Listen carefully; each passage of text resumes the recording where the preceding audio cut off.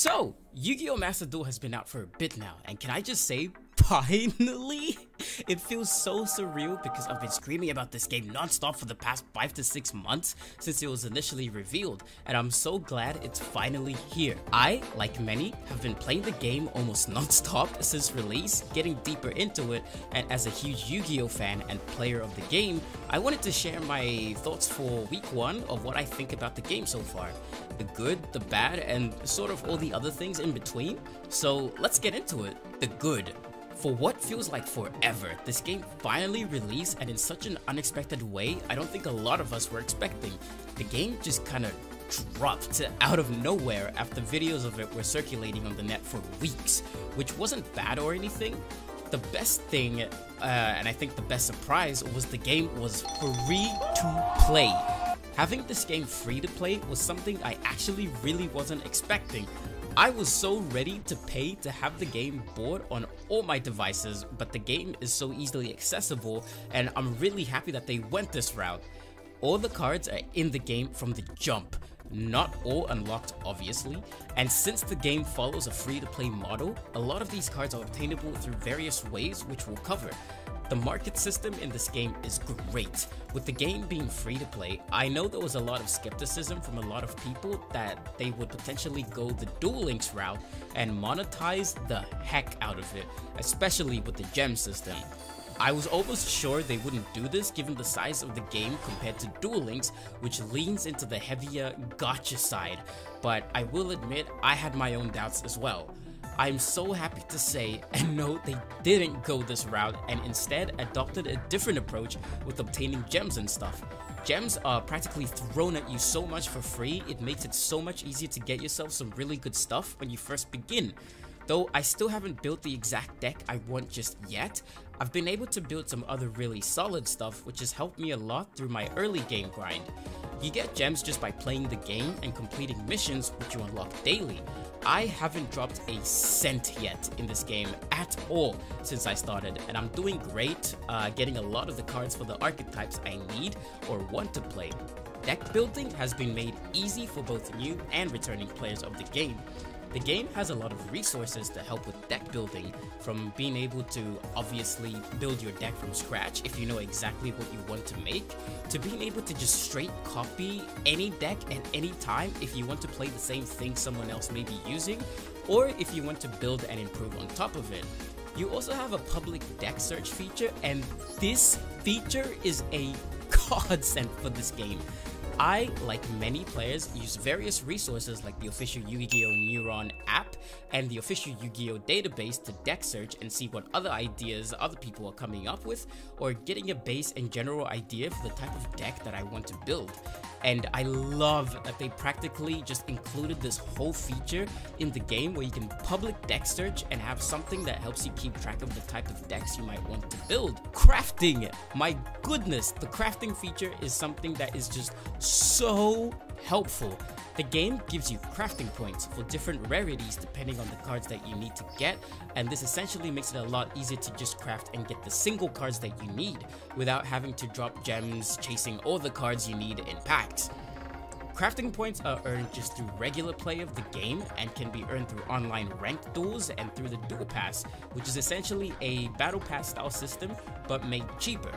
You earn rewards such as gems and crafting points the more you play online, and the best thing is, you get these rewards whether you win or lose your duels. And lastly, the single player mode and features. This game does a great job in not only introing new players with the solid single player mode, but it also makes it interesting in adding and expanding on the lore of various archetypes, which is so awesome. Yu-Gi-Oh! Has always had a deep lore and story behind a lot of their card archetypes, but this has never really been touched or expanded on until now. The game shows you the lore of a bunch of different archetypes, and the way they present this is so cool. Learning and finding out the stories behind these monsters and cards is made so fun because the game actually gives you a basic intro and teaches you the style of how to play these archetypes. I never used to care for Gem Knights until now, and I'm now looking at building a proper Gem Knights deck because the story of these cards is so cool. I never even knew Dino Mists were a thing properly until now because I would sleep on them. But now, I'm actually so interested in trying this archetype because their playstyle is so fun to me. And that's such a big strength of the game. It makes you, or it made me, want to actually play and explore various archetypes that I wouldn't play myself by choice. And it intros you and makes it nice and simple to learn by getting you invested in the card lore, or just allowing you to experiment with decks and archetypes you might just be curious about. I never thought the Ruin and Demise style deck would be my cup of tea because I admit I've slept on ritual themed decks a lot, but man, I actually really like this playstyle. I really hope in future updates we can get to see more of the solo mode expanded by adding additional archetypes and stories for players to discover.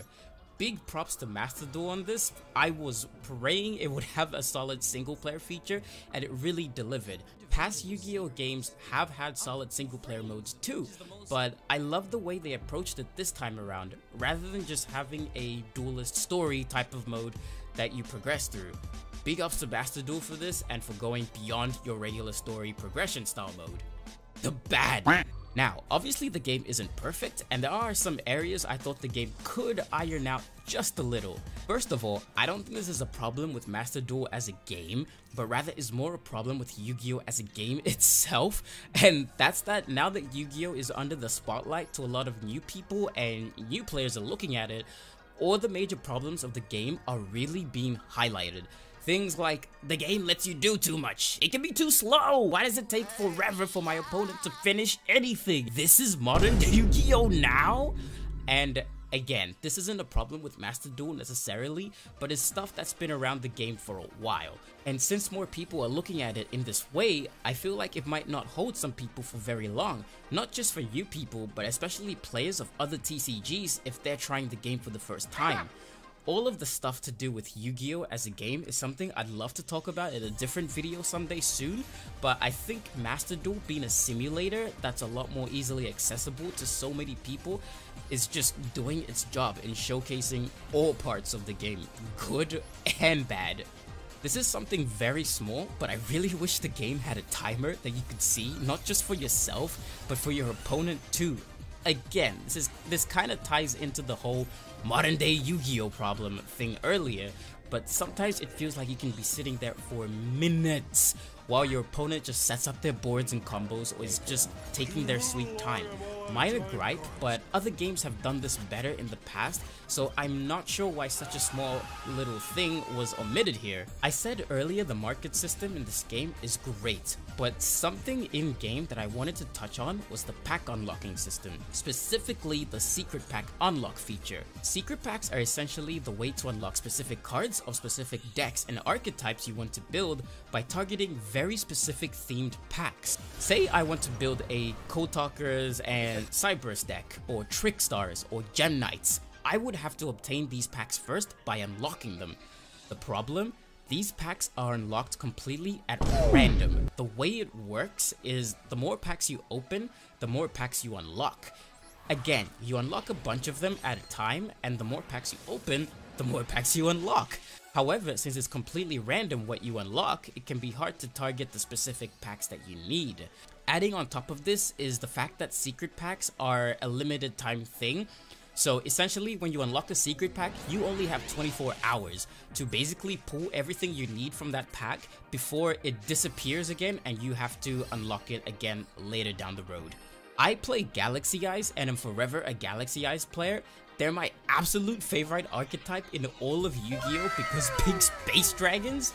But I haven't been able to get a lot, if any, of the cards that I need so far because I have to unlock the themed pack that they're part of. And I just don't have all the crafting points grinded yet to get the cards individually. I get that it's the nature of a free-to-play style game like this, which is okay and all, because it could be worse.